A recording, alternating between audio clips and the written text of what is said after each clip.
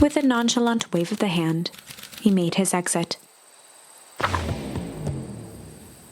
As the clipboards began to slowly advance on the treehouse, Luka looked to Iggy with resignation in his eyes. The end.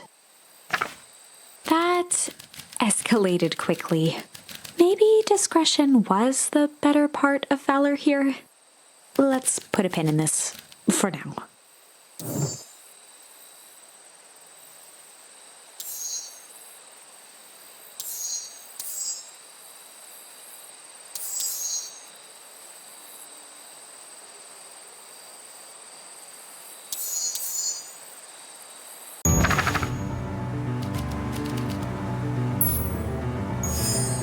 Well, time to bust out the tickles.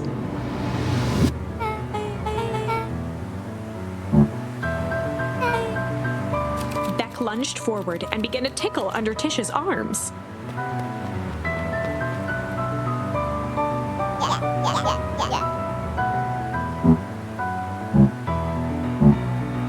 Tears began to form in Tish's eyes as she gasped for breath between gales of laughter.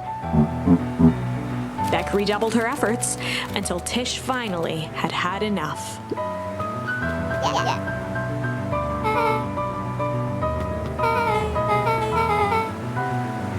Iggy's eyes darted around, a realization dawning on his face that he was now outnumbered.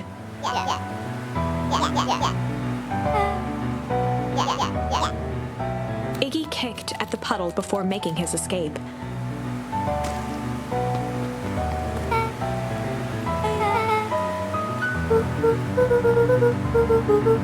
Beck shook the ooze out of her hair as best as she could.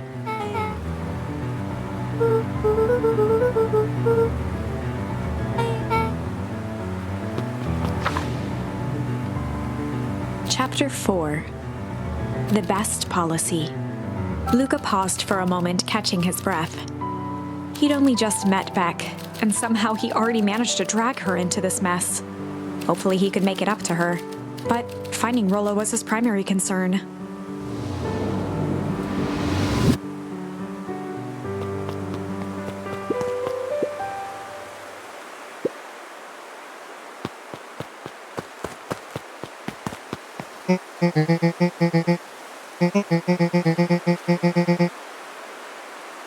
Roxy and Fitz looked drained.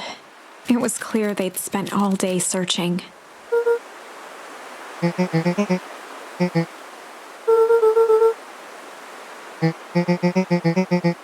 Roxy's temper could often be dismissed as the impatience of an older sibling, but this was the most intense Luka had ever seen her. Her eyes were wild and unfocused, looking straight through Luka. In a torrent of rambled words and tears, Luka broke down.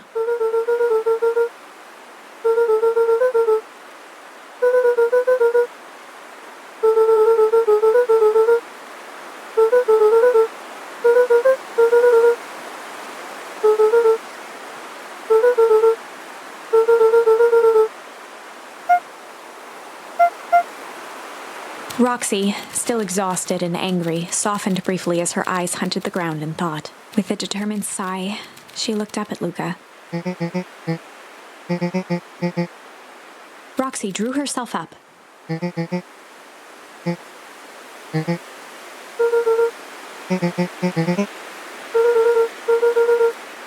Roxy tried to think of the safest place to send Luka.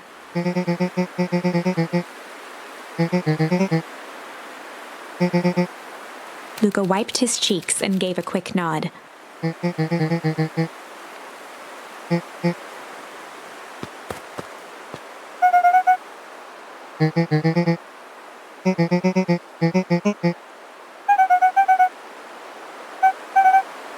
Looking into the puddle, Roxy rubbed her arms to warm up.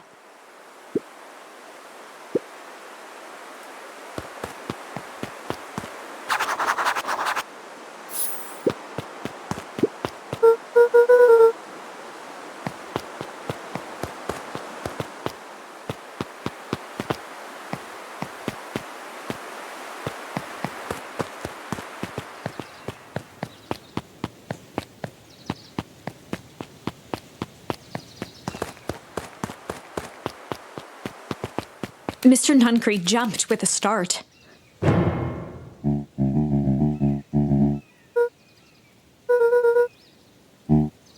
Luka motioned to the phone booth.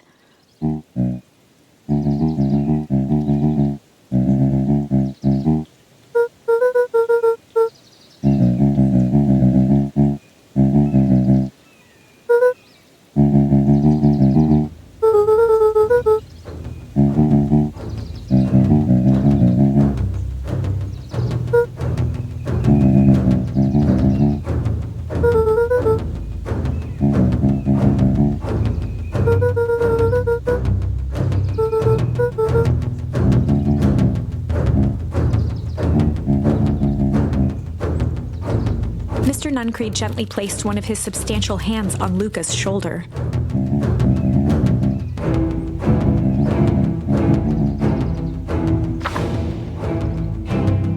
Luka peered up at Mr. Nuncreed.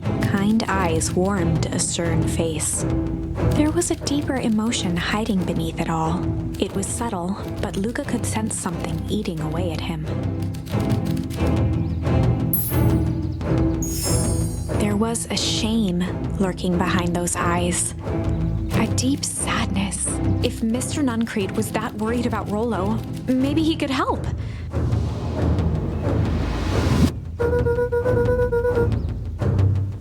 Mr. Nuncreed raised an eyebrow.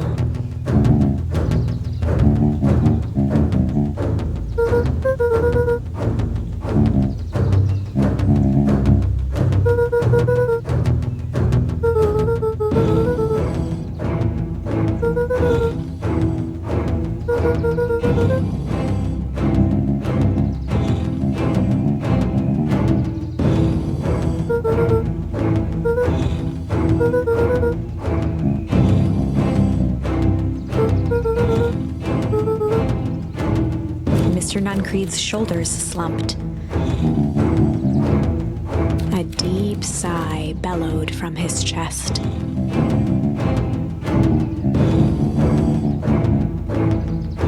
Luka attempted to take a step back, but Nuncreed's hand clamped down on his shoulder.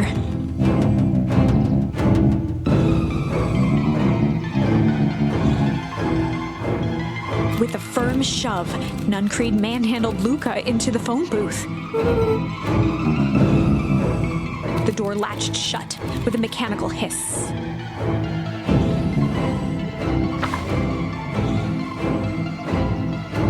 As Luka pounded the glass, the floor dropped from under his feet. The inside of the phone booth was now a loose capsule plummeting at gravity's whim.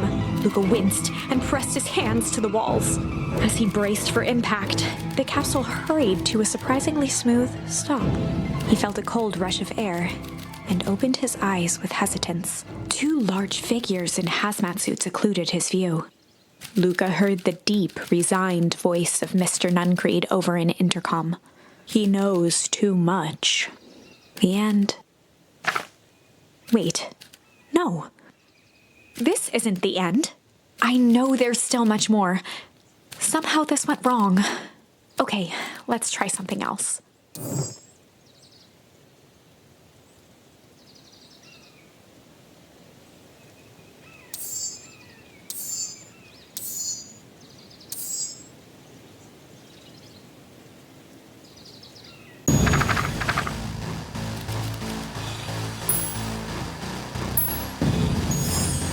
This is a story about struggle.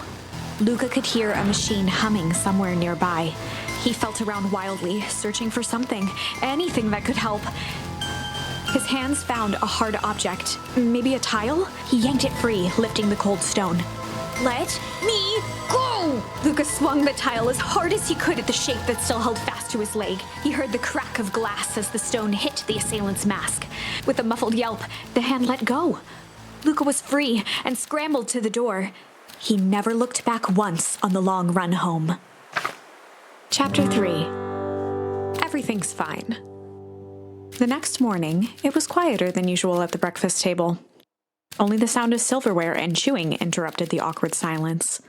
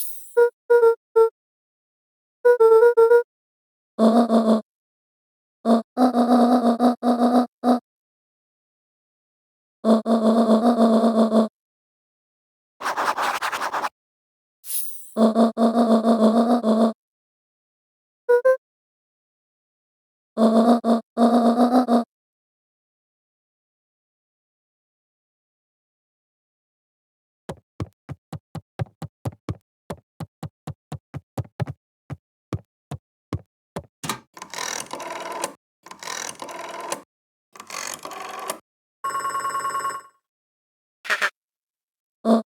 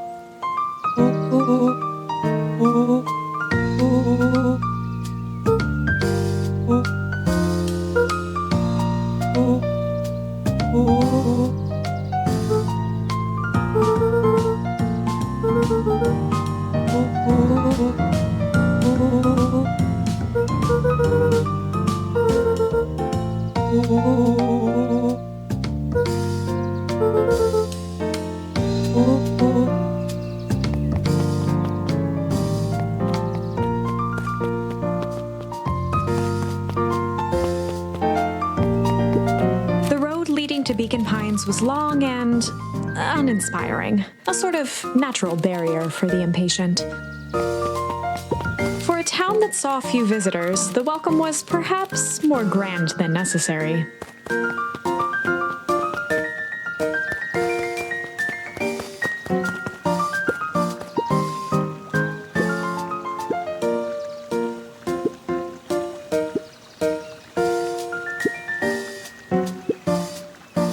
Luka checked the soles of his sandals.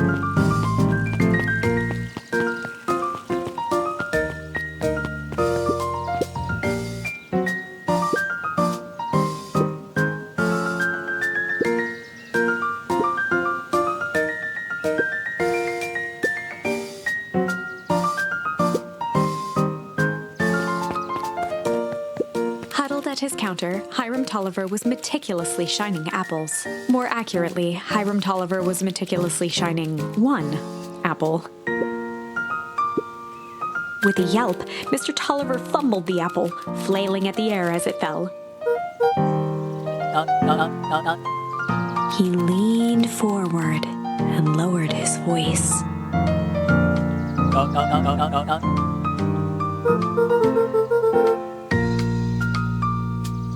He leaned in a bit further.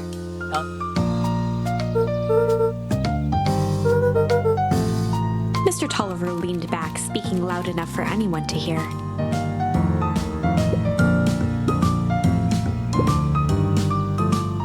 He reached forward and snapped up the jars of jam, giving Luka a little wink.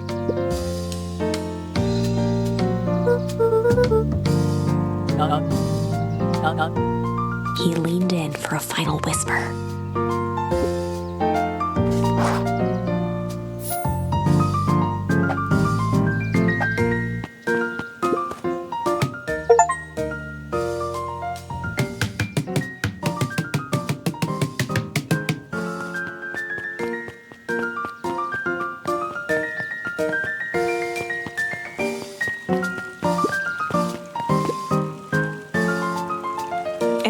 Valentine, oldest of Sharper Valentine's children, and heir to the Valentine fortune, had a way of making questions seem like demands. Mr. Wilder had learned to assume that if he was hearing from Eris, it was because she had taken issue with something he had put in the paper.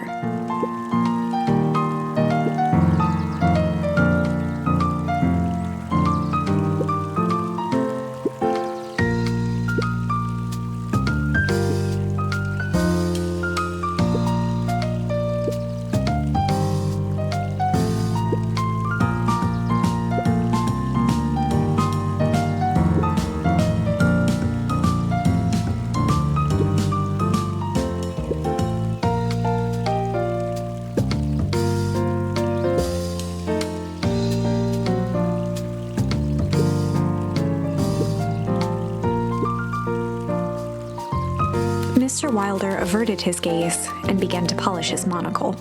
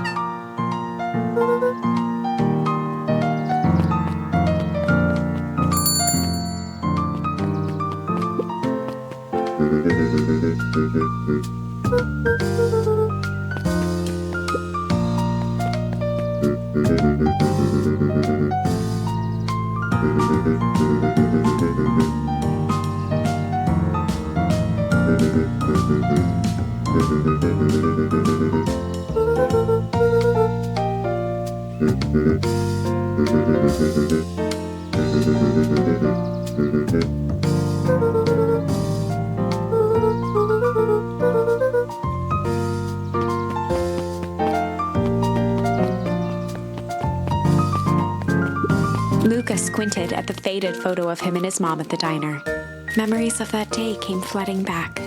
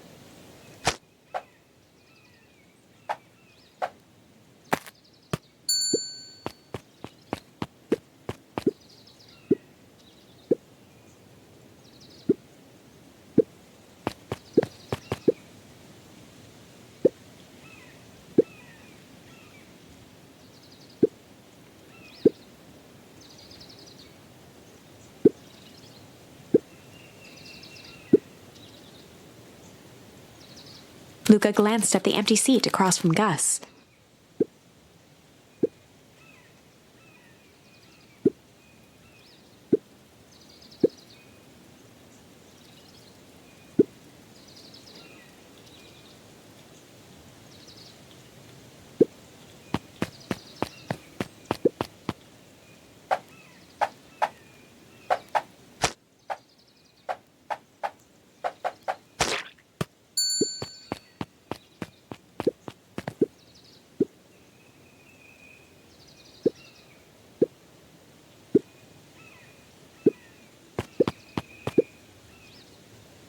Jeff slapped the table and gave Luka a toothy grin.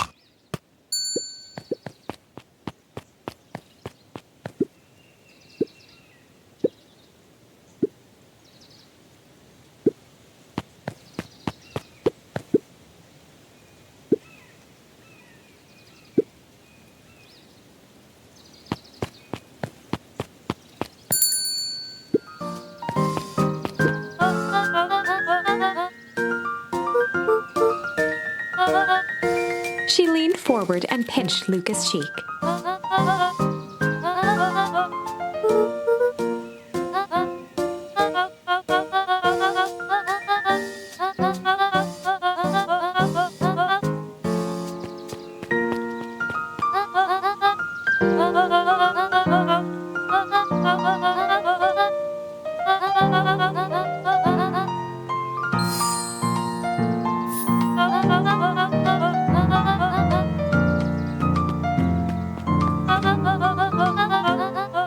Luka shifted the basket uncomfortably. Mrs. Fratelli lifted the cloth and inspected the jam. She carefully lifted out her jars of jam.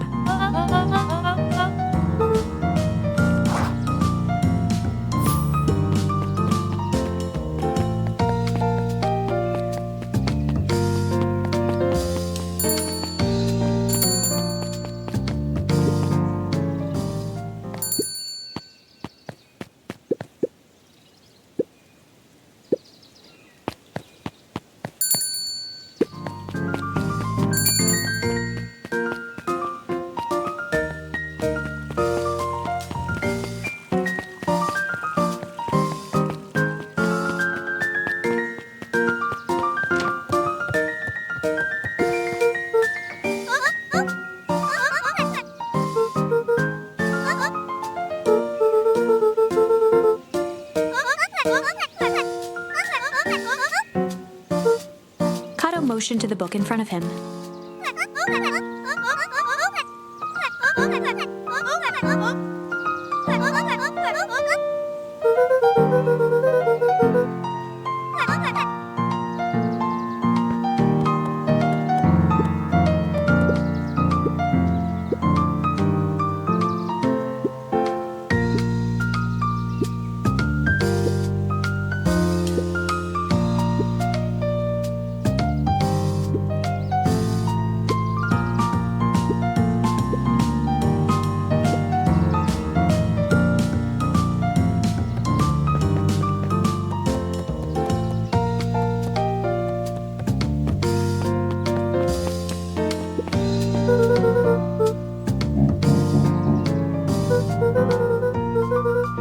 Mr. Nuncreed eyed Luka for a moment, then nodded in agreement.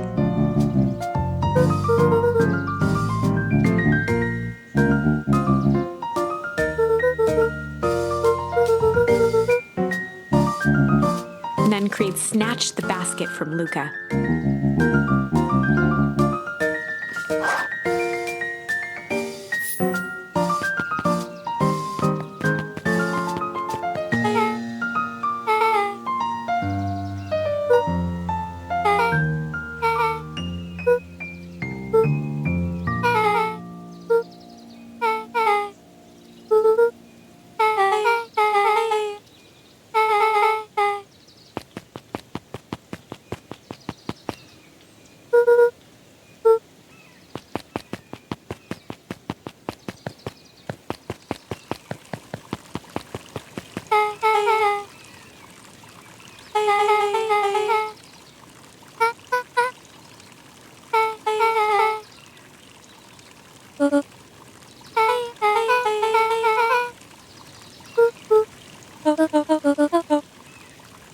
Beck locked eyes with Luka.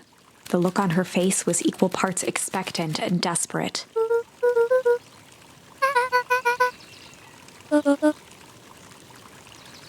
Beck gave Luka a quick nudge.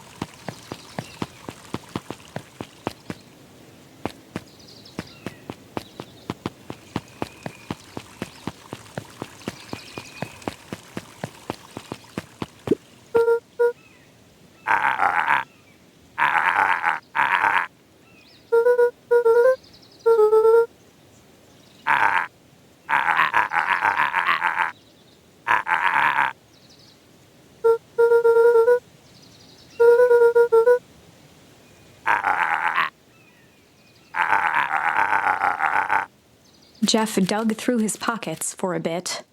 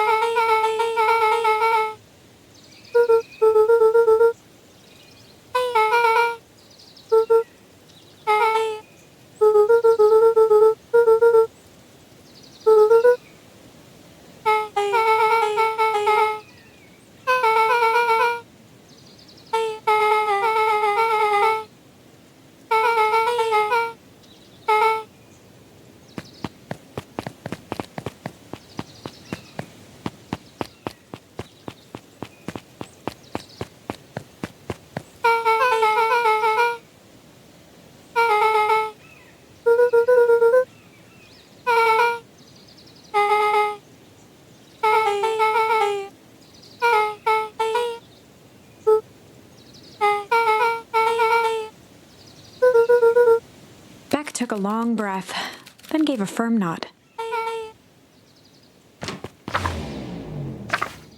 Chapter 4. Dinner with the Moodwills. Ilona Moodwill was worried about change. A gardener at heart, she understood the necessity of change, relied on it even. But there was a difference between the controlled world of her plants and this cluttered cottage in a strange town. Almost done. Nellie was a blur of activity, digging through boxes. Sorry, love, couldn't find the dishes. We'll have to make do with paper plates. Dinner went by without much conversation. As she watched Beck and Luka finish up their pizza, Ilona let herself relax into the chair. The things she cared about were still here. Nellie finally had the job of her dreams. Beck was beginning to take root. Ilona's task was simply to tend to them. She could do that.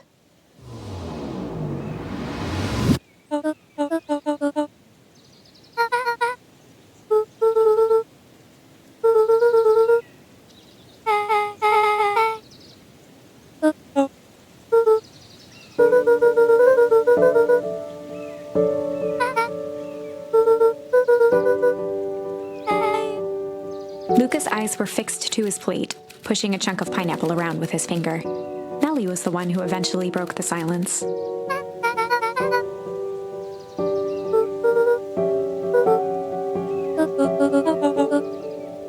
Ilona nervously gestured toward the boxes.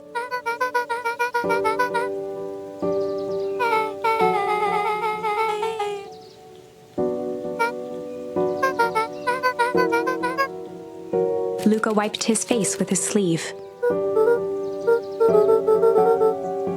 Beck gave Luka a swift kick under the table.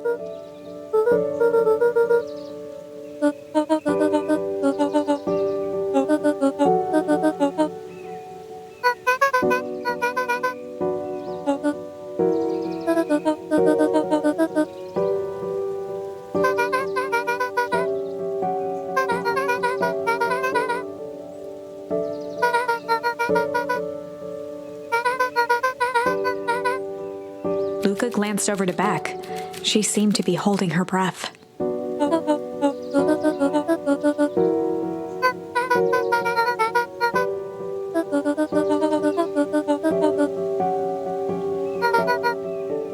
Beck slammed her fist into the table, perhaps harder than she intended. Luka glanced outside to gauge the time.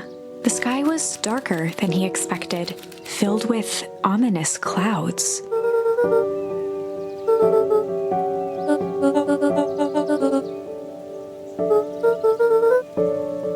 Luka wiped his mouth one last time with his napkin and started to get up.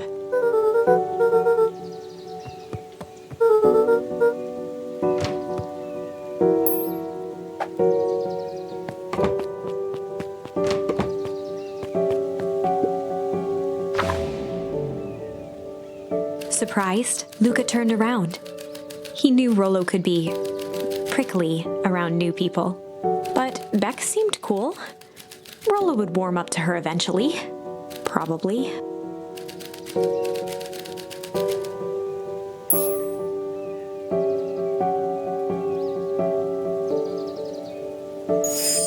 Luka began to respond, but the sky answered for him as the clouds above began to rumble with ominous thunder.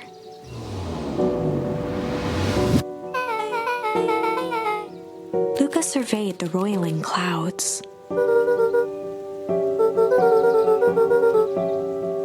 At that moment, the heavens opened up, unleashing torrential rain.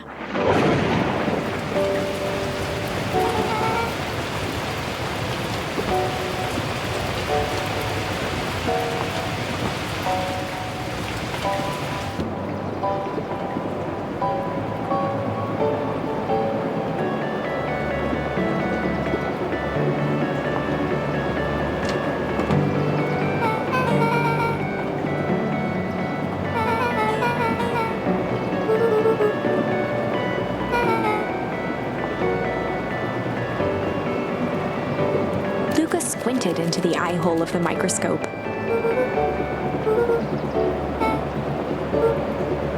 Luka adjusted the slide with his fingers to get a better look. Luka wiped his hand off on his sweater and gave a nervous laugh. Beck looked down, timidly tapping the ladder with her feet.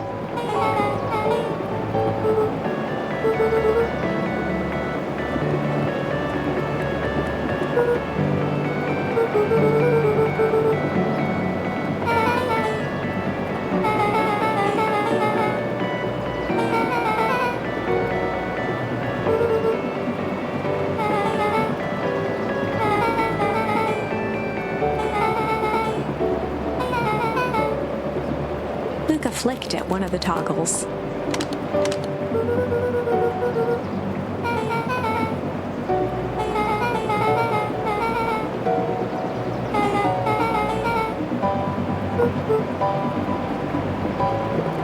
Luka bent down to examine the bouquet of wilting flowers. Judging by the odor, they were well past their prime. He flipped open the attached card.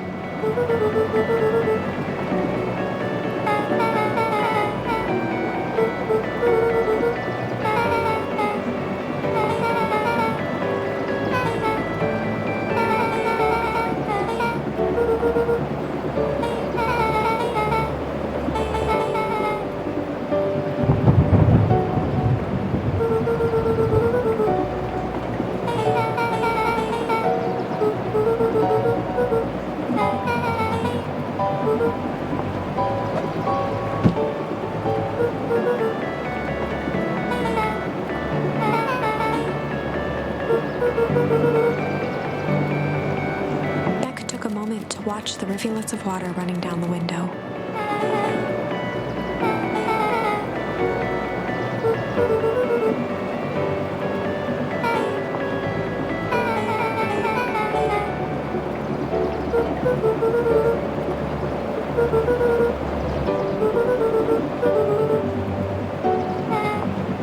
Luka took a deep breath, exhaling slowly.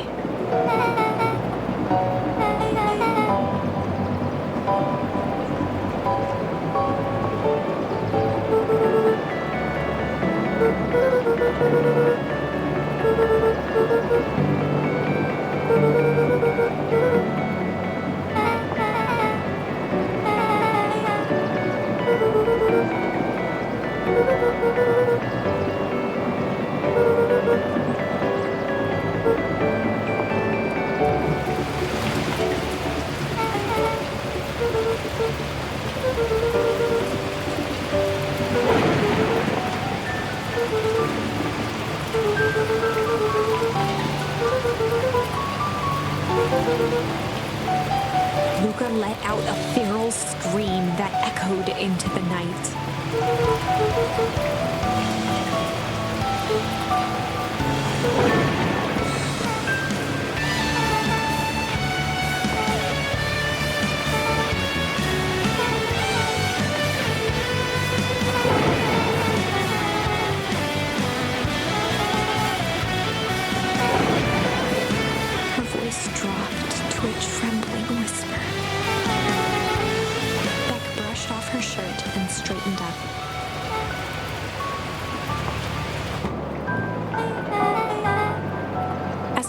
slowly as it began, the storm abated.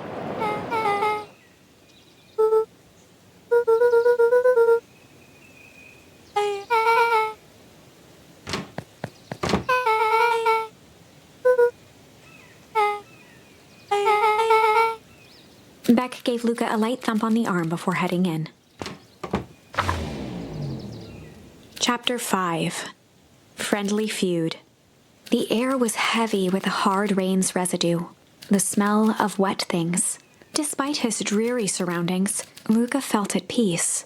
He'd never shared those details about his dad with anyone, not even Rollo. But it's not like this changed anything. Rollo was still his best friend. Adding Beck to the group would help balance things out.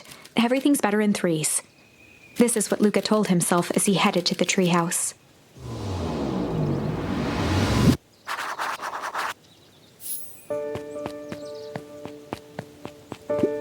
After the foul harvest destroyed their wealth and reputation, the Valentines shuttered off their estate from the rest of town. The Valentine mansion loomed over every other building in town, both figuratively and literally.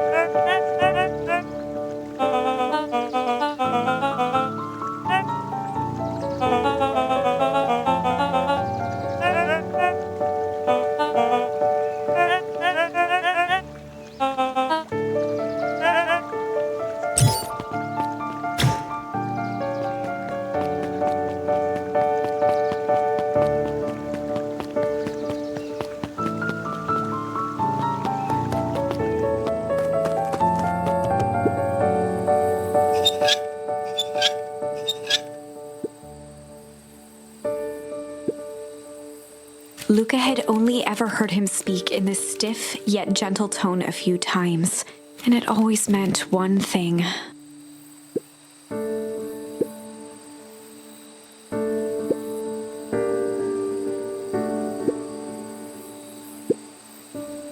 Rollo scoffed.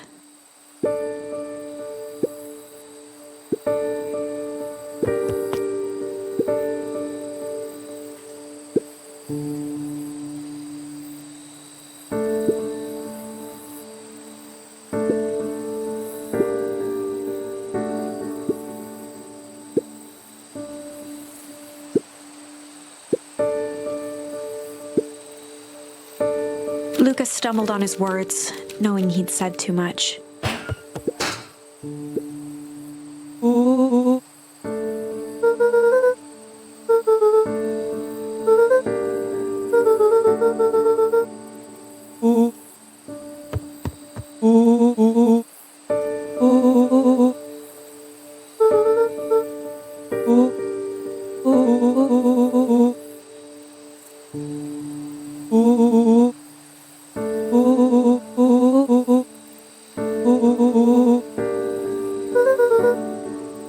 Luka became instinctively angry in response. Both boys were now shouting across the distance.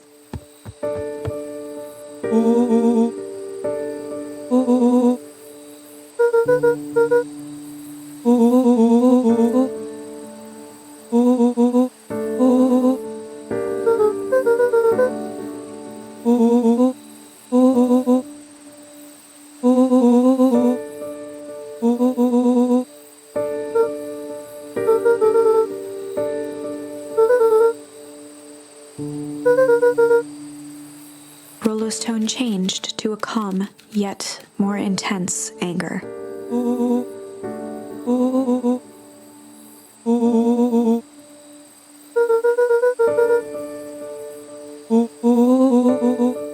The words hung in the cold night air. Rollo's stomach dropped, knowing he'd crossed a line. But it was too late.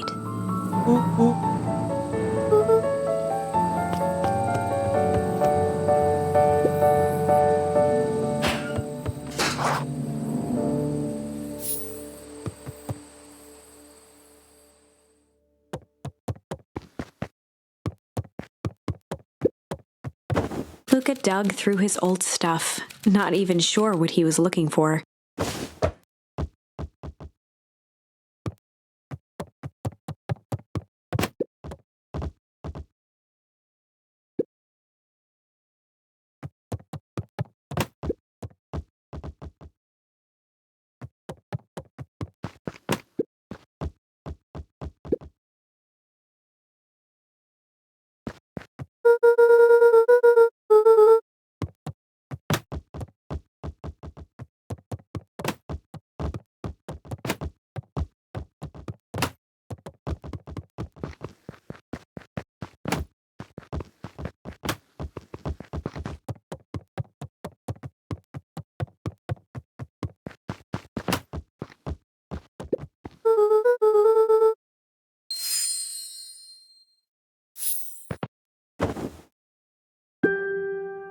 Gran cooed gently from the hallway.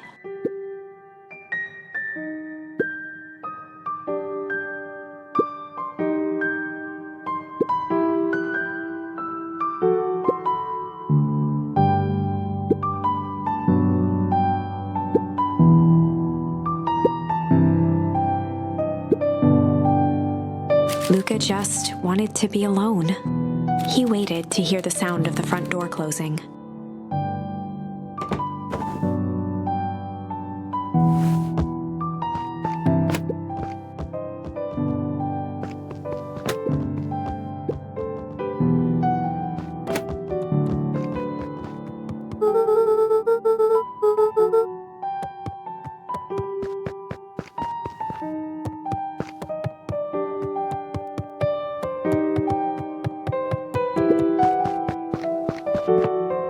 Luka dozed off again.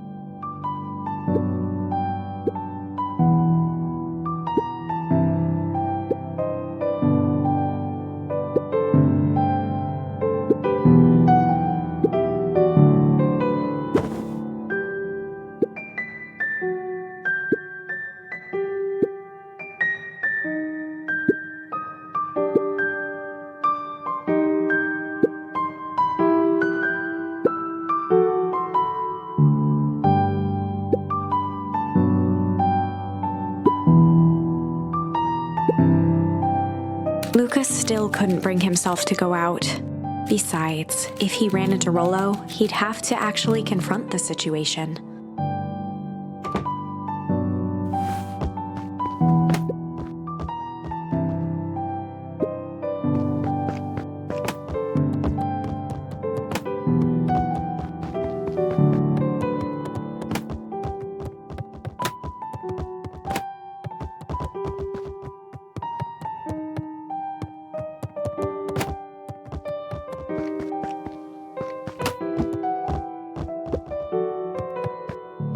The Adventures of Hank Atomic. Luka carefully opened the cover and began to read.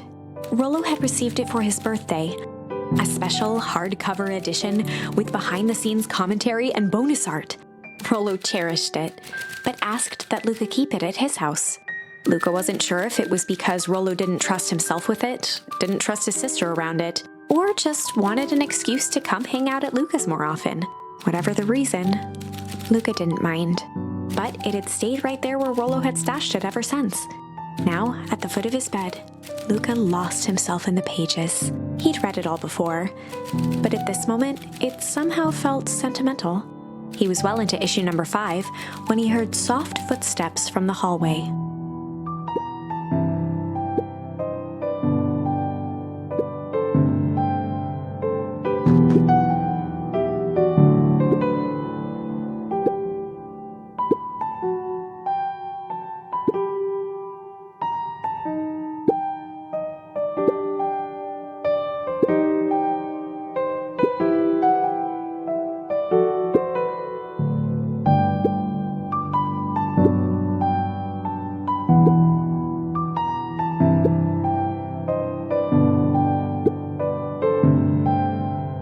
Without realizing it, Luka had pouted away the entire afternoon. He once again felt the weight of it all and allowed his weary eyes to close. Luka stood in a vast black expanse. He looked up at his father standing beside him. Walt was working a straw at the bottom of a fountain glass, trying to collect the last bits of milkshake.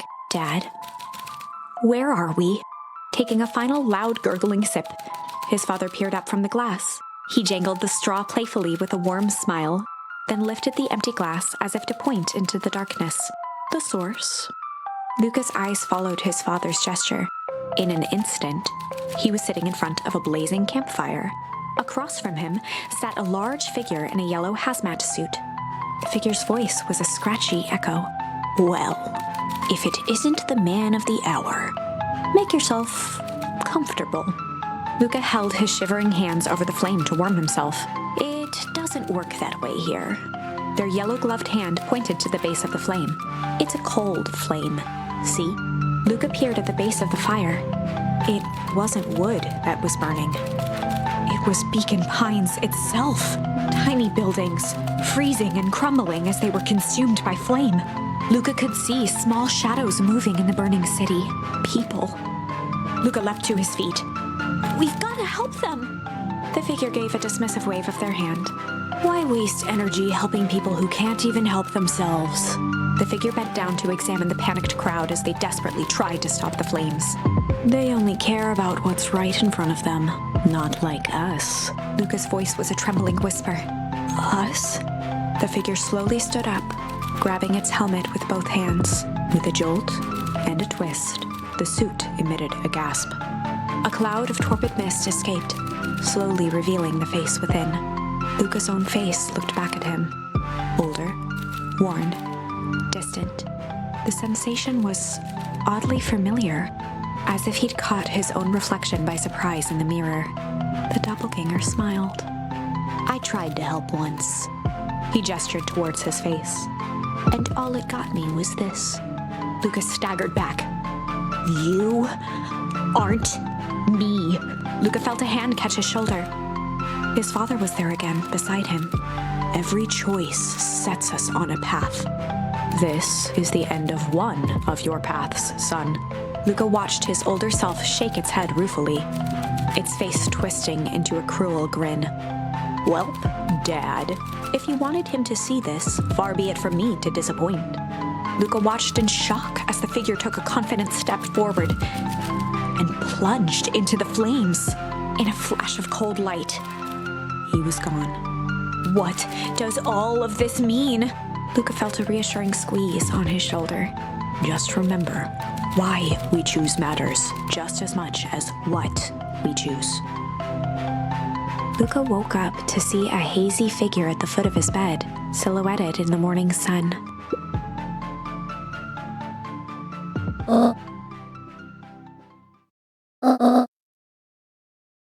Luka rubbed his eyes. The kind, concerned face of his gran came into focus.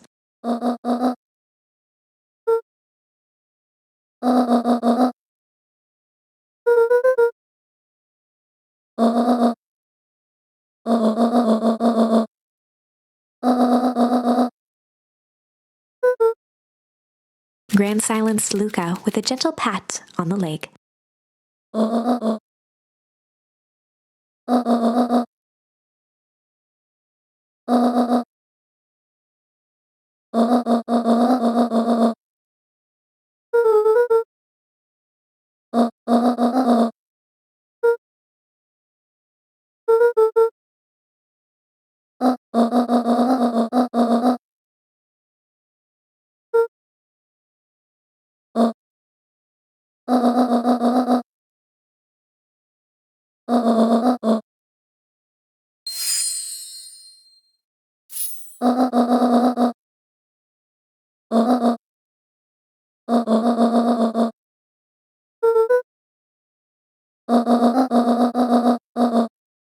Luka gave a reluctant nod.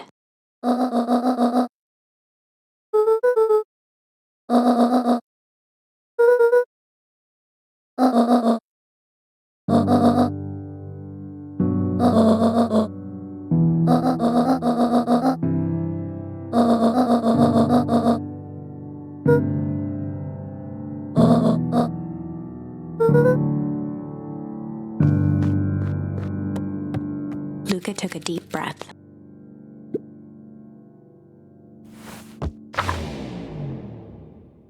Chapter 6.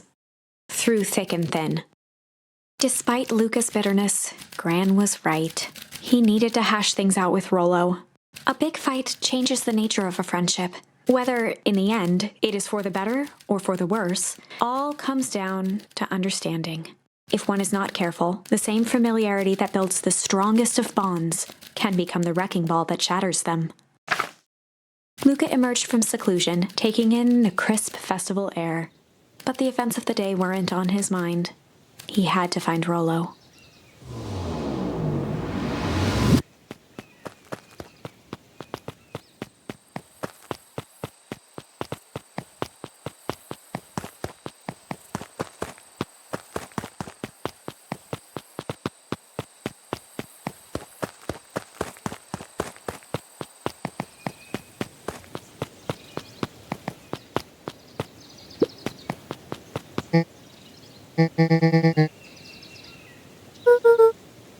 Roxy rolled her eyes, shaking her head.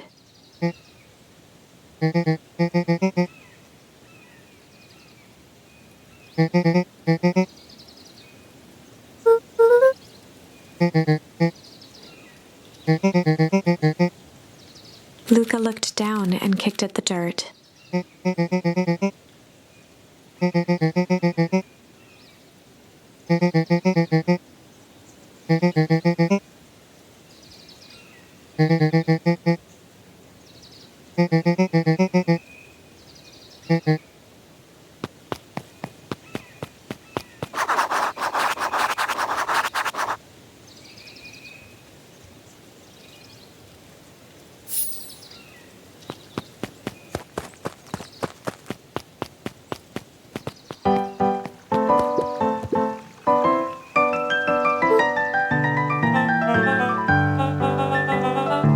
Mr. Kerr pointed to his grinning mouth.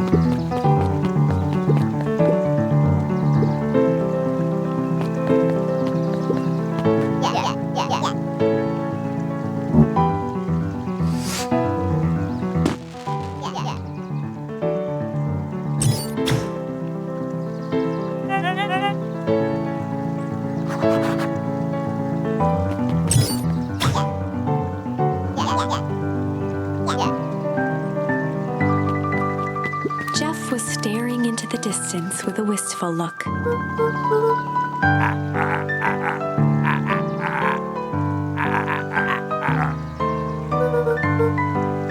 Jeff turned to Luka with a furrowed brow, then gave an understanding nod. For a moment, the two now shared that same wistful gaze.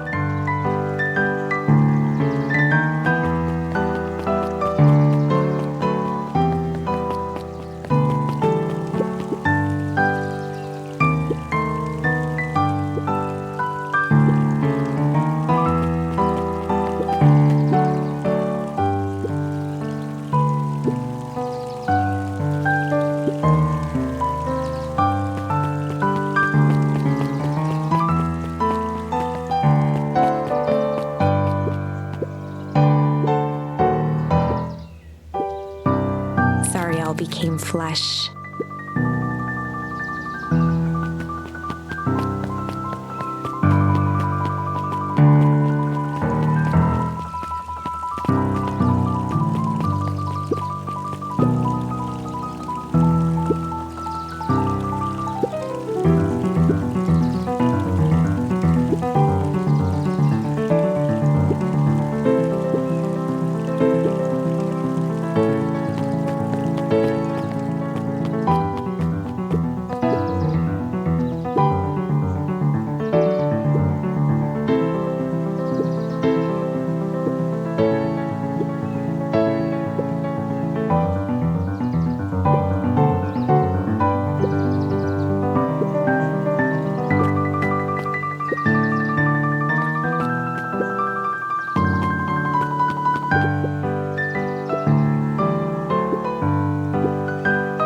Griffin looked away suspiciously.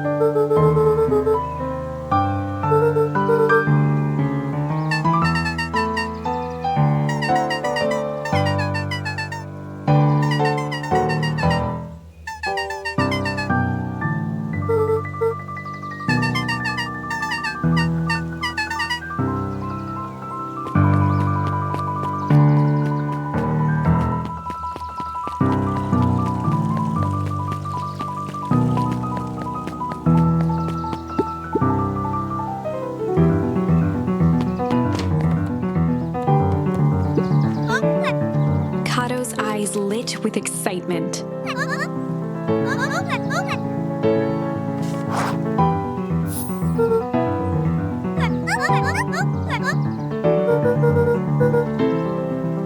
Kato straightened up and cleared his throat as if preparing to sing.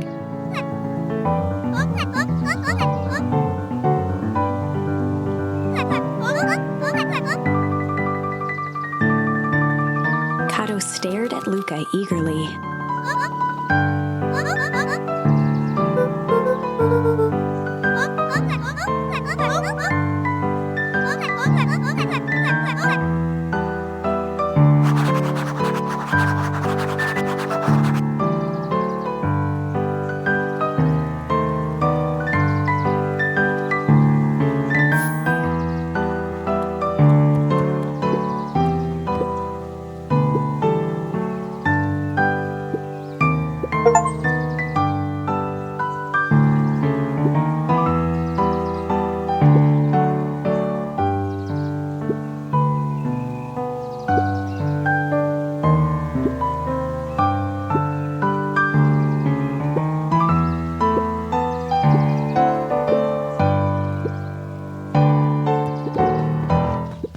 Luka grabbed the modern science of atomic radiation from the shelf.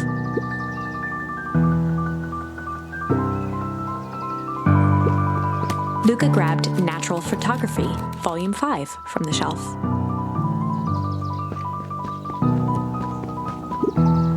Luka grabbed The Adventures of Hank Atomic, issue number 4, from the shelf.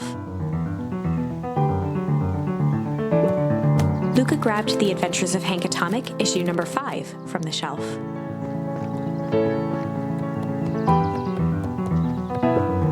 Luka grabbed The 5 Pillars of Success from the shelf. Luka grabbed The Issue with Self-Help, a helpful guide, from the shelf. Luka grabbed 500 Meals for One Big Pot from the shelf.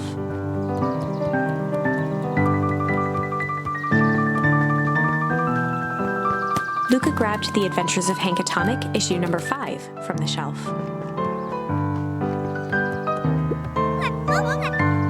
Kato removed his book from the desk and replaced it with Luka's, turning on the lamp. As he slid the book under the purple light, 2 words glowed: The Adventures of Hank Atomic, issue 5. Luka clicked his tongue with recognition.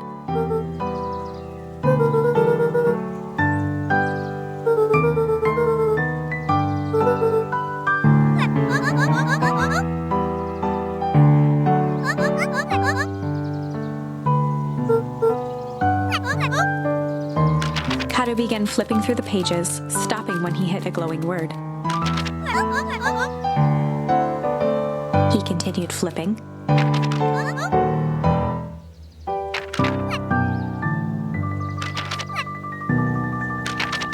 Reaching the end of the book, Kato looked up.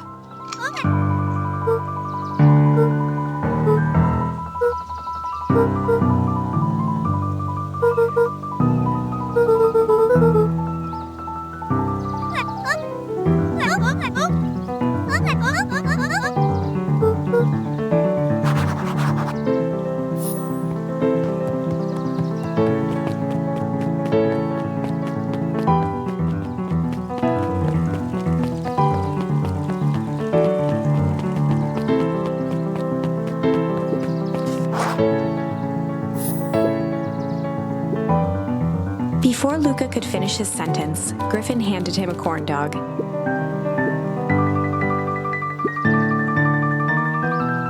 Luka shrugged, taking a sizable bite out of the corn dog.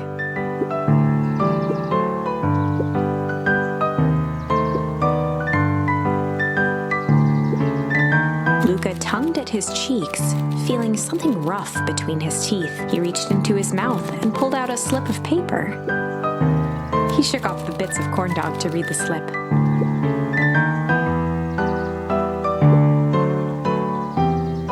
Luka finished off the remainder of the corn dog.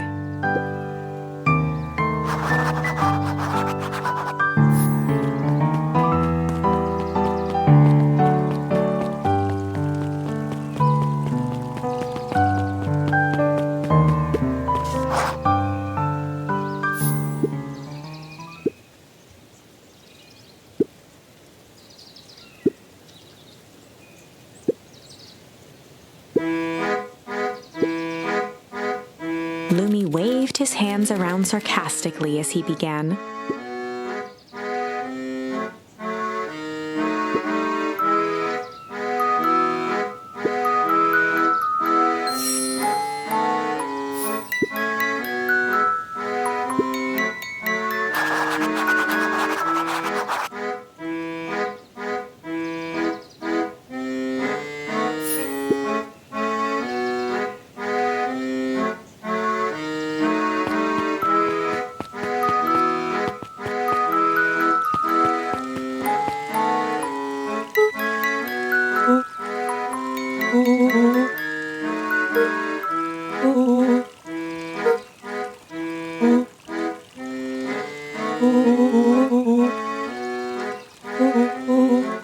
Rollo sheepishly handed Luka the balloons.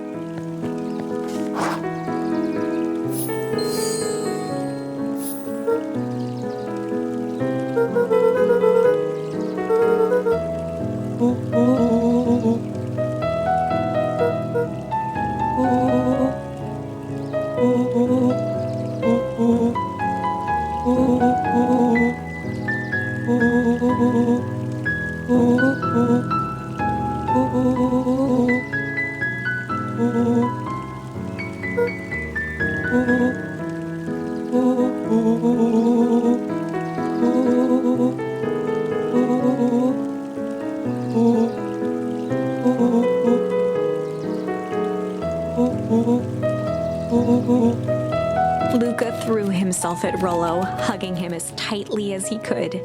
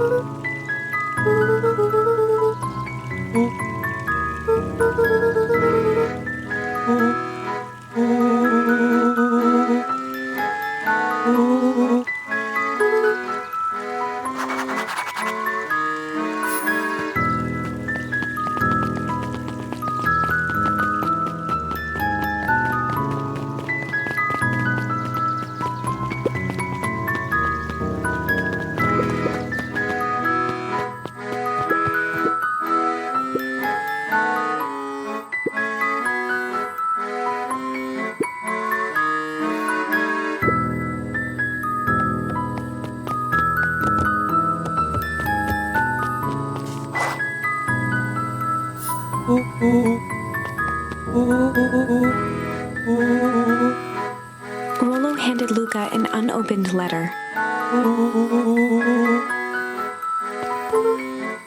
Luka, some things are going to happen that might be difficult for you to understand. If I am honest, I hardly understand them myself. But whatever happens, I need you to know that I love you. None of this is fair to you. You have already lost so much. We both have. I wish there was a simpler way forward. But if there is, I haven't thought of it. God knows I've tried everything I've done. I did for you. I hope someday you can accept that. Love, Gran. Luka folded the paper into his pocket and headed up the ladder.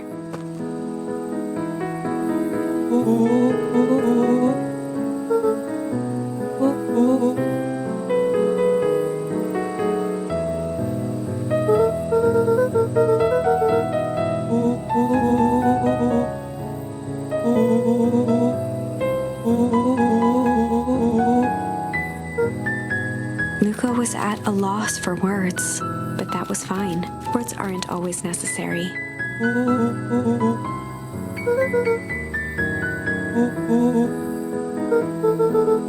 Sadly, this was untrue. A distant rumble shook the treehouse.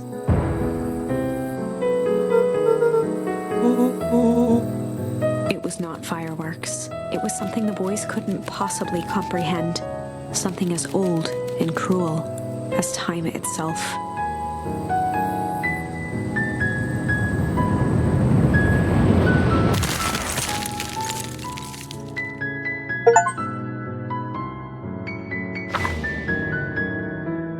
A shockwave of cold tore through the room. A bitter, unfathomable chill. Before they could react, it encased them in ice. Two boys, reunited by friendship, only to be cruelly separated by a malevolence beyond reason. And so, our story ends on this melancholy scene, in a silent treehouse turned statuary. In a town brought low by its secrets, sits a pair of friends, alone, together, for the rest of time. The end. No, that can't be the ending. It simply can't. I won't accept it, and I hope you won't either. There are more endings, more possibilities. I can feel it. We are just going to have to sort through them all until we find the one that fits.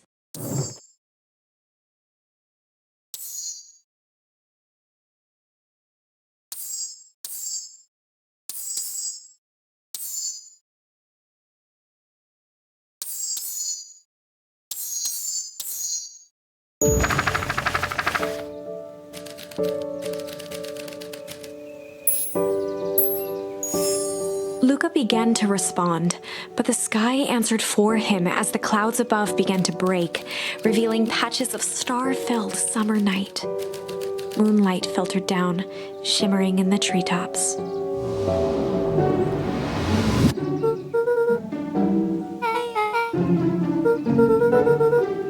Luka stopped himself mid-sentence.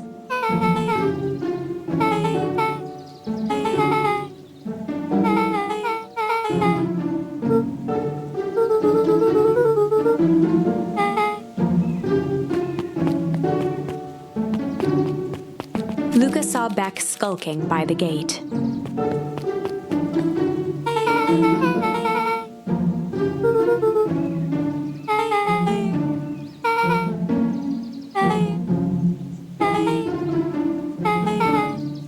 Beck grabbed the wrought iron bars and shook the gate.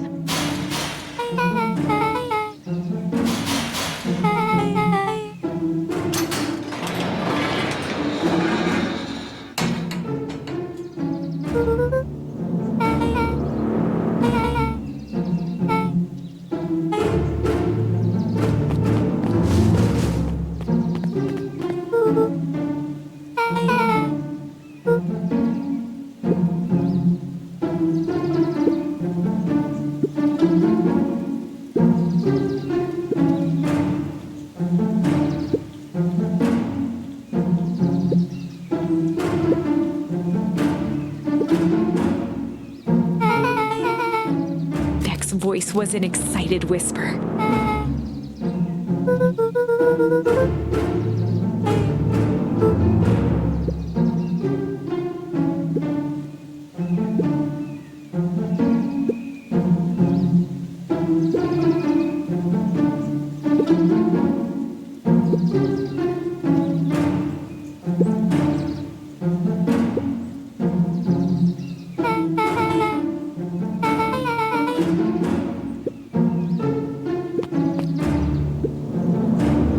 The mysterious figure retracted their mask, hair pushing out from all corners.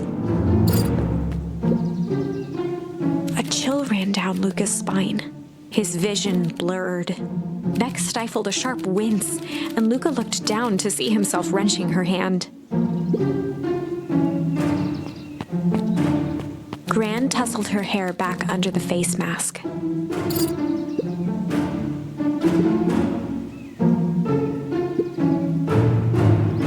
Gran gave Eris a curt nod and disappeared into the night.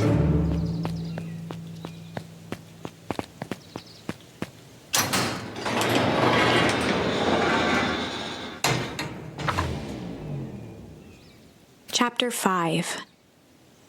What big ears you have! Luka sat shivering in the bushes, staring at his feet. After checking to make sure the coast was clear, Beck gave him a gentle tug on his sweater.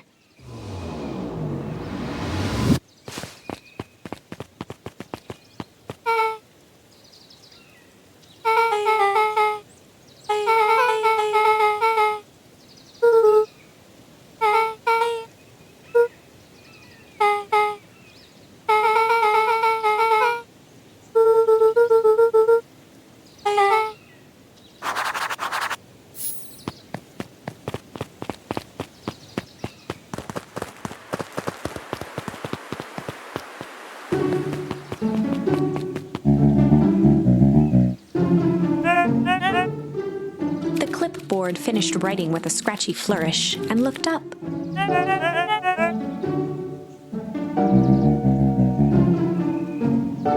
Mr. Nuncreed, arms crossed over his paunch, gave an exhausted sigh.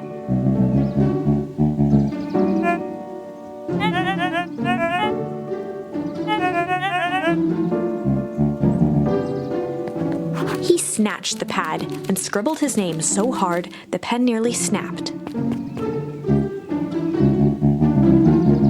The clipboards looked at each other for a moment, almost pondering the possibility, then broke into laughter as they walked away.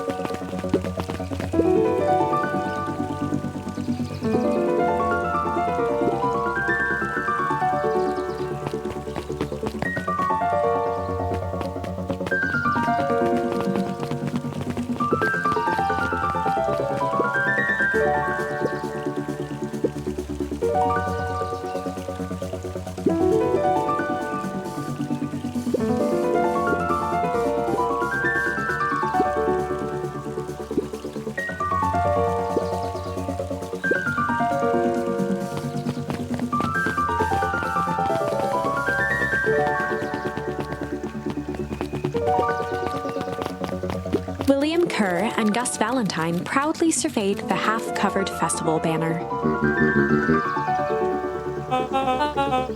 The mayor gave a half-hearted shrug.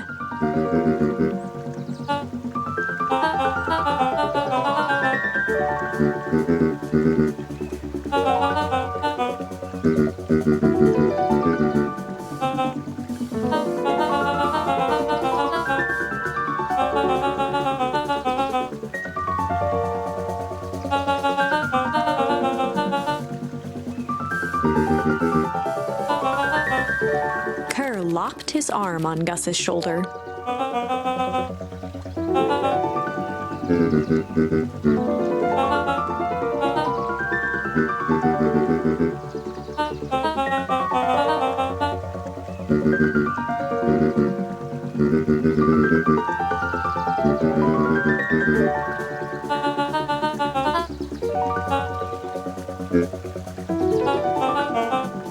With a glimmer in his eye, Kerr gestured grandly toward the horizon.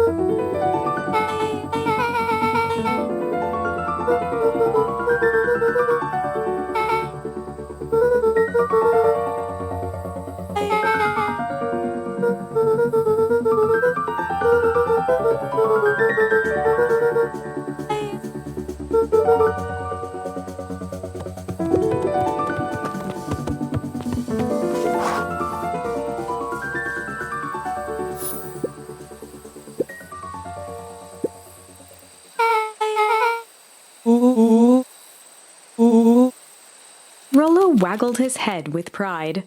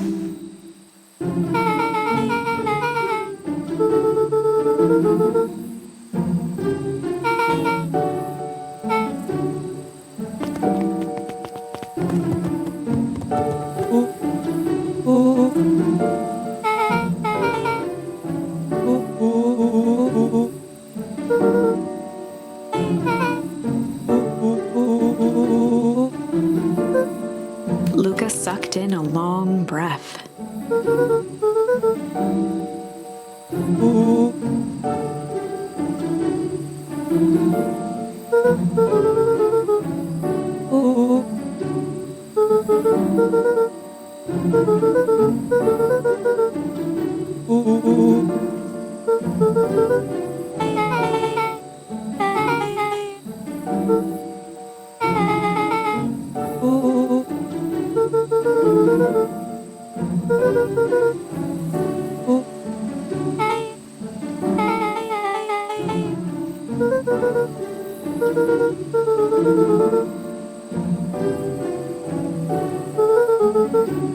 Rollo let out a low whistle.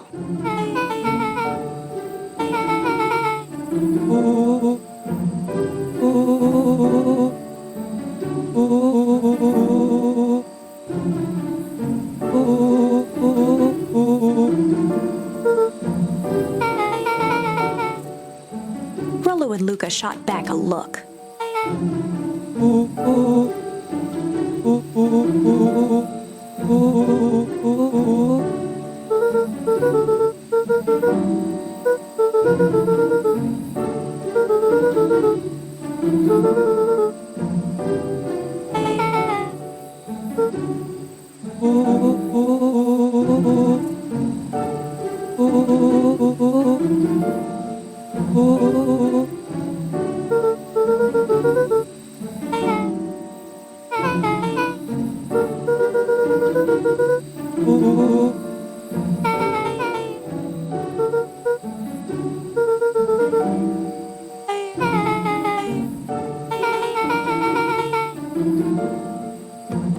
Luka gazed out the window.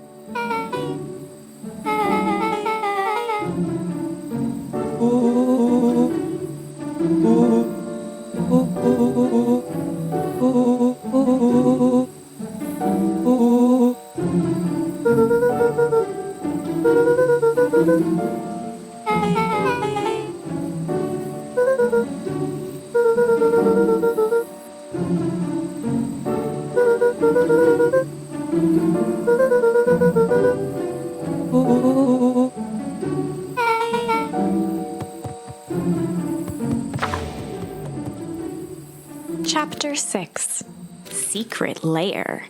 Summer forged ahead, but the nights only seemed to grow colder. Luka walked home slowly under the pale starlight, cautious to avoid any more surprises lurking in the shadows. Reaching home, he slipped quietly into bed, half dreading what they might discover the next day.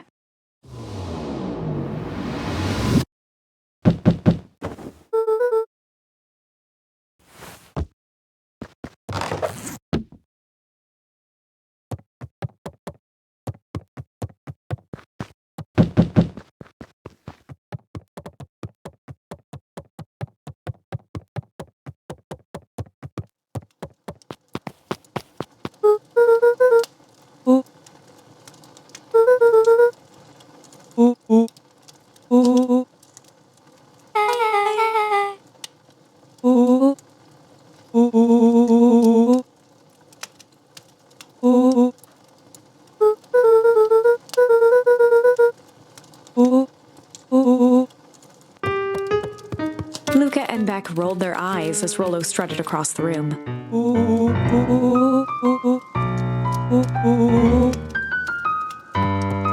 Rollo flung open the cabinet with confidence. He coughed as a veil of dust hit his face.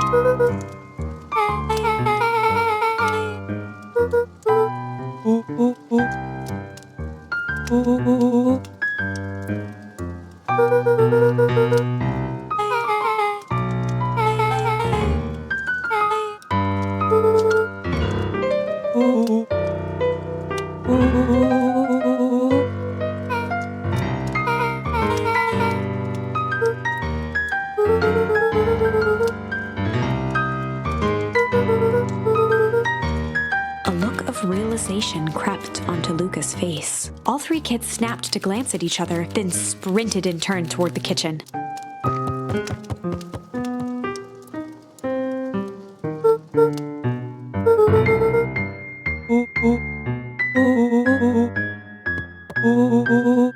Before he could finish, Luka scrambled up Rollo's back.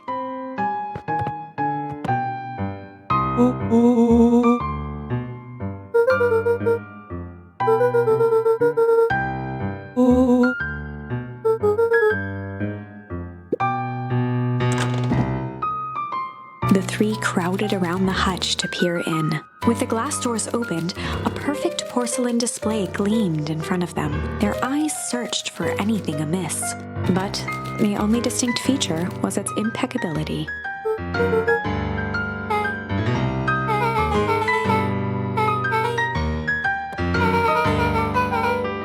As Beck pulled on one of the teacups, it slanted forward with a hollow click.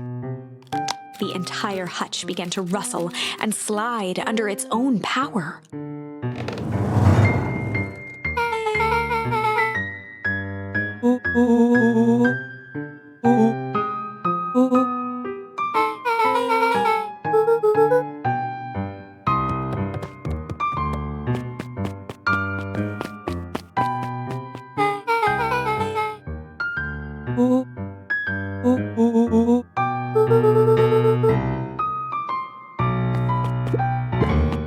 Luka jostled each cabinet drawer in turn.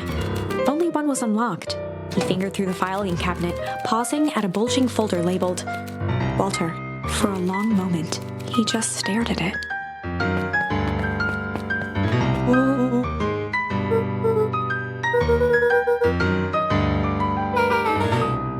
Luka nodded and caressed the label with his thumb.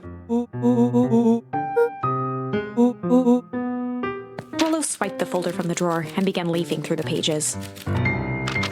He whistled to himself, barely looking at the text.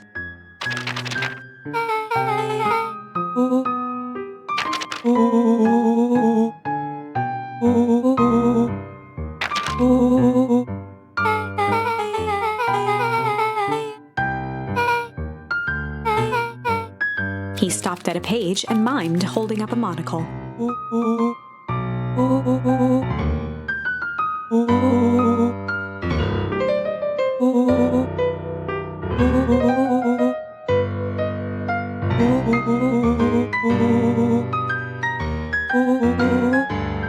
Rollo looked up with heightened surprise.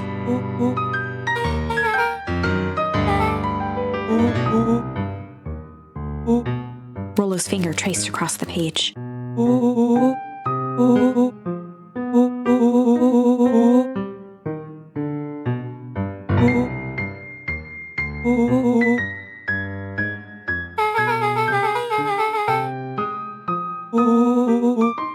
Rollo scanned through several more pages.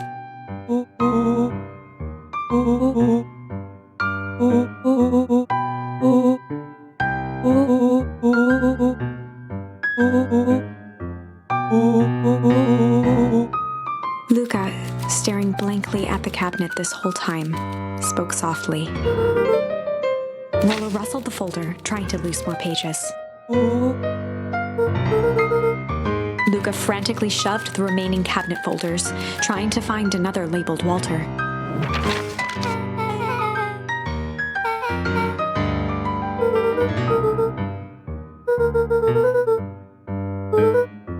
Luka slammed the drawer shut.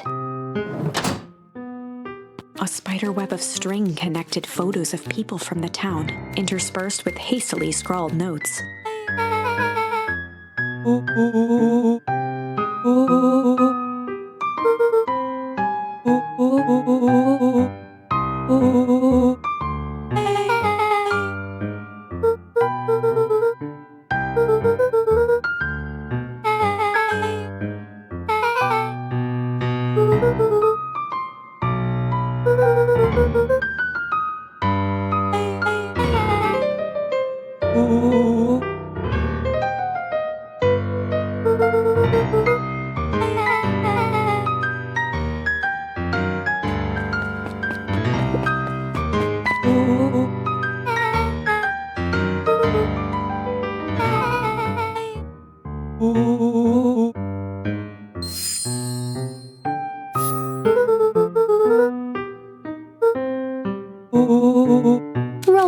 casually spun open a lid and dipped his finger in the jam. He smacked his lips.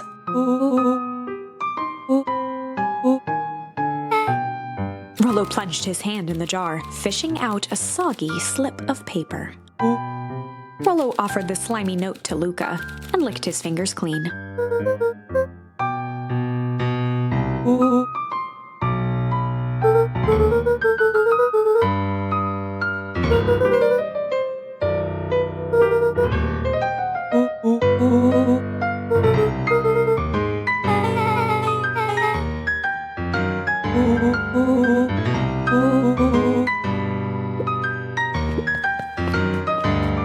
They crowded around a worn-down old map of Beacon Pines.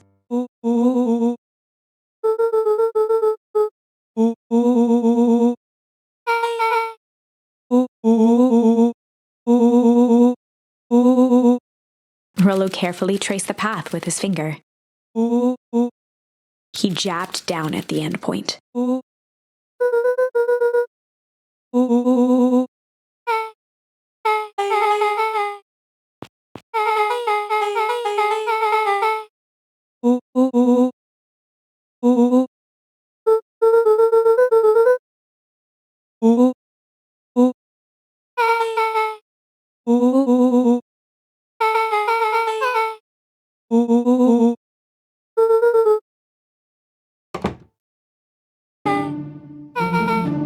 Luka looked up from the map.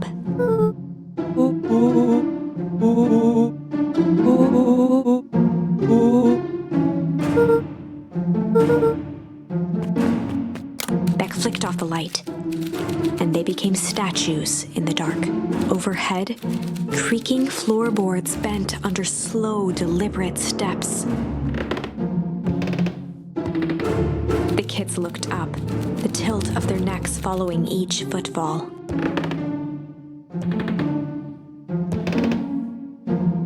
Then suddenly, it stopped. Without realizing, they'd been holding their breath. All three exhaled shakily and glanced at each other. A muffled male voice broke the silence. A final few footsteps reached the entrance above them, and the voice now echoed down the stairs. The three kids shuffled to the corners without a peep. As he began to descend the stairs, the man's voice punctuated every new step. Thump. Thump. Thump. Thump. At the bottom step, the man paused, squinting to search the room for signs of life. Rollo shifted suddenly. Luka gave him an intense, chastising look and whispered through clenched teeth. It was too late. Rollo was already inching toward the stairway. He screeched as he charged toward the shadowy figure. With all his weight, Rollo tackled the man to the ground. From the dark corner, they saw something move.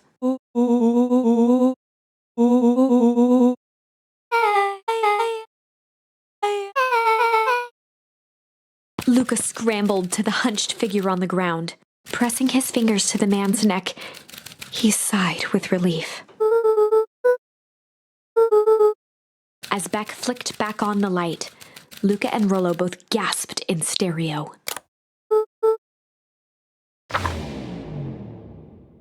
Chapter 7. The Interrogation of Hiram Tolliver. Still unconscious, Mr. Tolliver slumped heavily in a shoddy old chair. His hands were bound with rope, his feet tied with some loose string. The kids huddled in a circle, discussing their plan. One thing was certain, they couldn't just let Mr. Tolliver go. They needed to know what he was doing in Luka's house. After some deliberation, it was decided.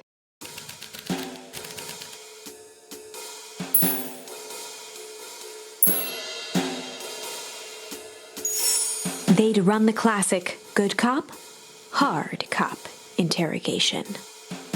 Rollo brandished a steely gaze. I've got this. Read about it 100 times.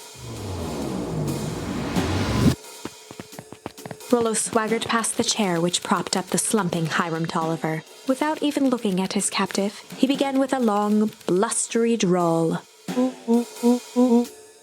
Mr. Tolliver remained motionless. Rollo spun around to face him. He'd clearly expected to rouse Mr. Tolliver with his booming voice. Beck and Luka gave each other an unsure glance. Rollo slammed his fist on the table. He grabbed the table lamp and beamed it onto the unconscious face.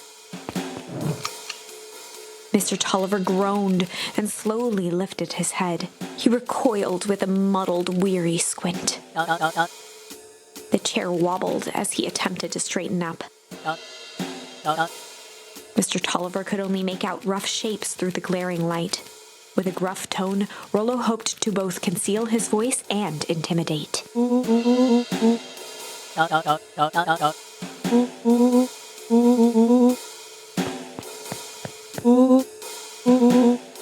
The doubtful expression on Beck and Luka's faces transformed into awe.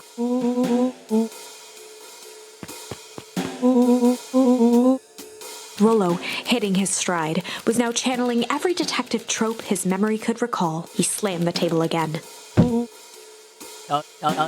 Mr. Tolliver's voice became desperate. He was nearly in tears.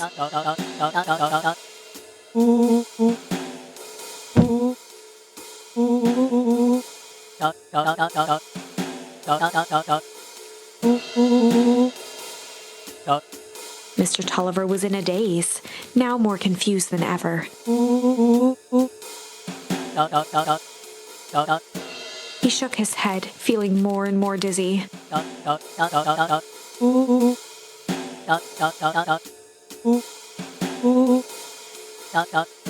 His voice faded to a whisper.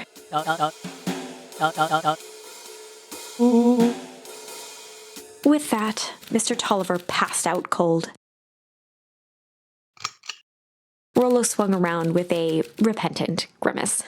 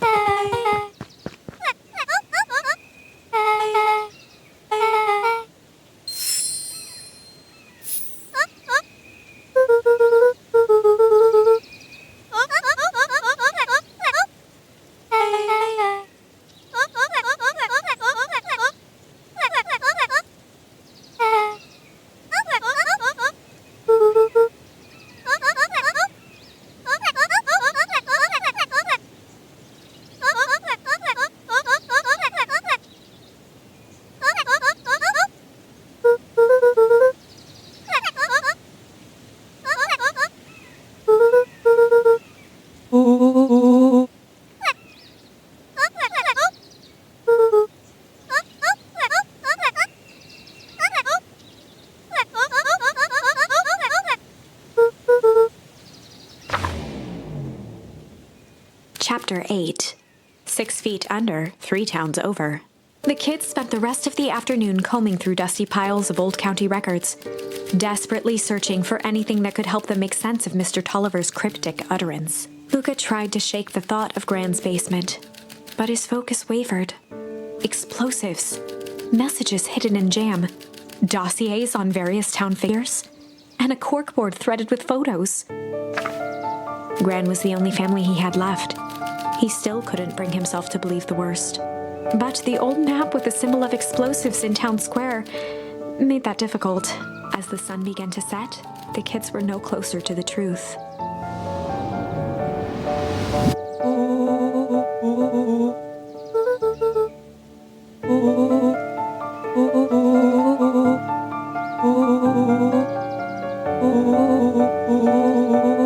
Rollo shut his book with an assertive nod.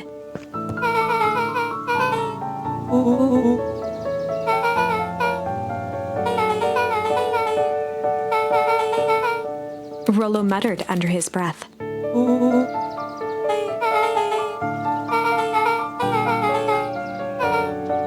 Beck slammed her finger down on the open page before glancing down to read.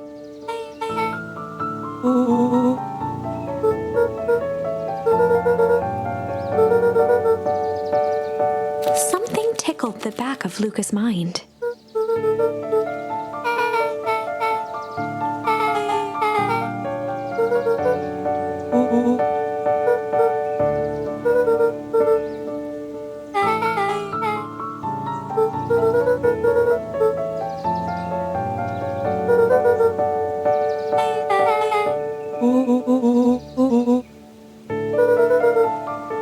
The question hung in the air.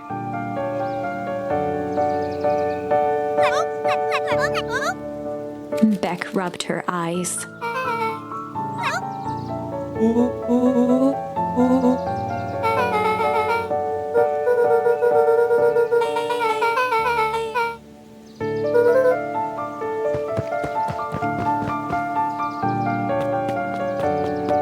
Luka's heart was pounding as he approached the house. If he was lucky, Gran, or whoever it was, hadn't gotten back yet. And of course, there was Mr. Tolliver tied up and unconscious in the basement. Dealing with him would be the first order of business. Luka shook out his arms to calm his nerves before entering.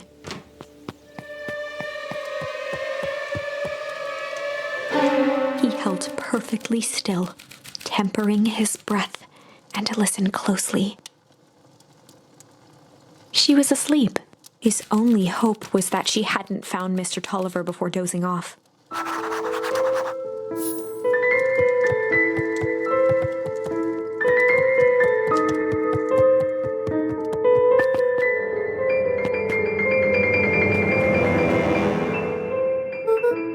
Mr. Tolliver was nowhere to be seen.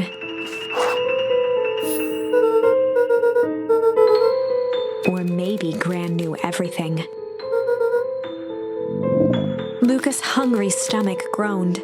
Not realizing it, he'd gone the entire day without eating. Luka rushed over to the pile of jam jars, unscrewed one, and shoveled a handful into his mouth. He flipped the lid to read the label.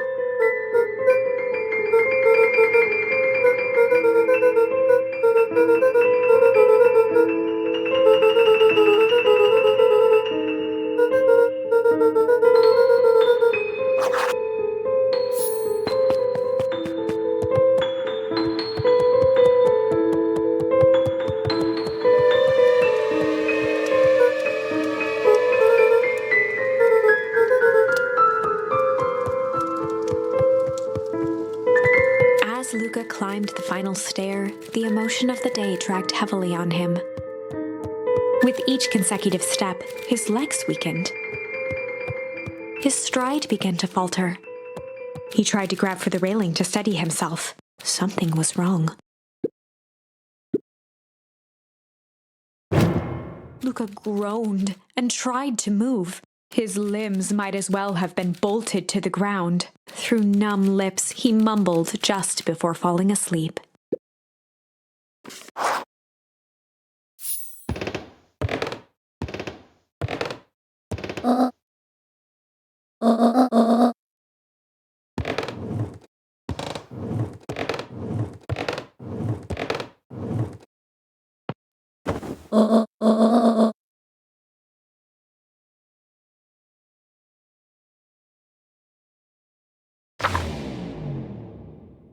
Chapter 9.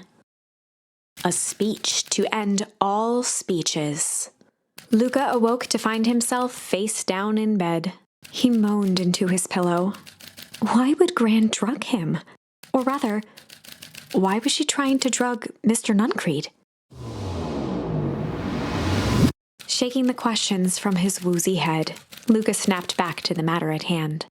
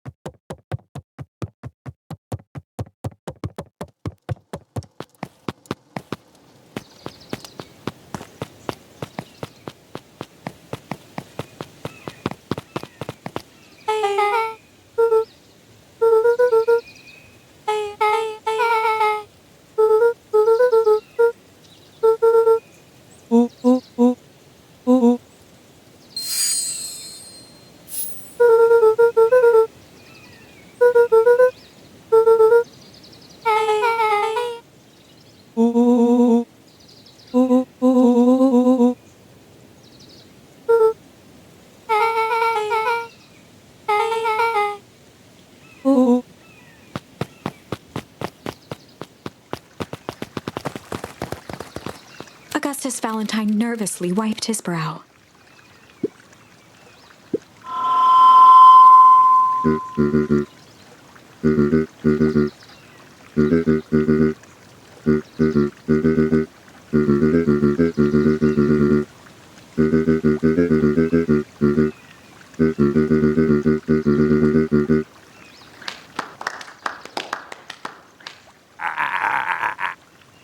Gus cleared his throat and awkwardly loosened his tie. William Kerr bounded on the stage with the energy of a preacher at a big tent revival. He gave Gus a hearty slap on the back and motioned him off the stage.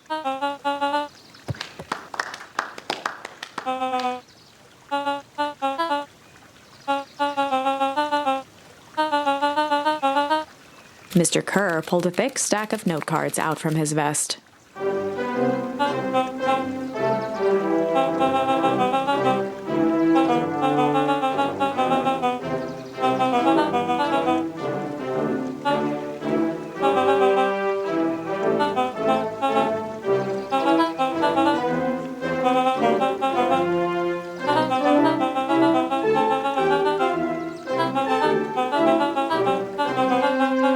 Mr. Kerr took a moment to survey the crowd.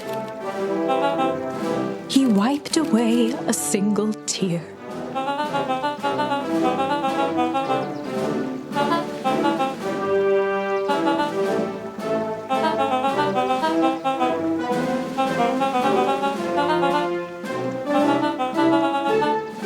He thumped the podium to emphasize each word. Mr. Kerr nodded confidently, biting his lip. The crowd was silent, in rapt attention.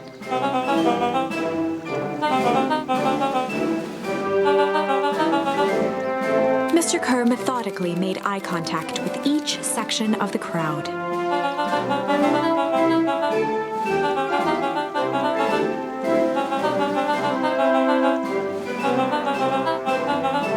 His voice began to build to a crescendo.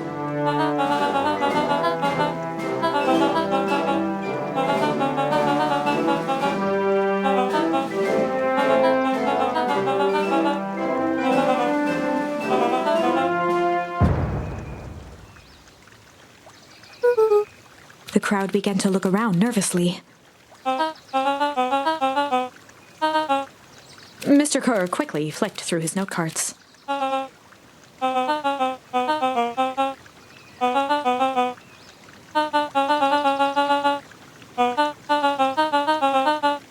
He raised his hands up to the heavens.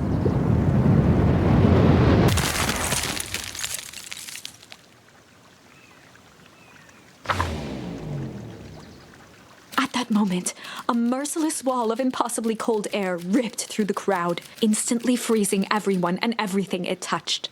For a man like William Kerr, this was a fitting way for things to end.